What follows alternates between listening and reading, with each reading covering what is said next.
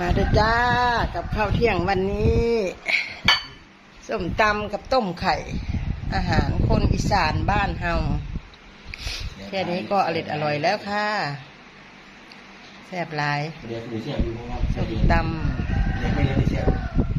เหรียญแซ่บไปแล้วประเด็กข้าวเที่ยง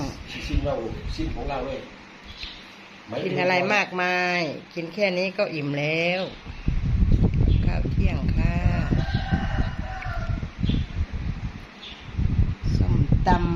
ำแมงวันกระสอบตอมไข่ต้ม3 ใบจ้าโอ้ยังวันชิมได้ยังพูดตำกันได้เอาชิมดูปากสักคำด้วยนางลุงตำในกับบ่นางไก่เอกเอ้ย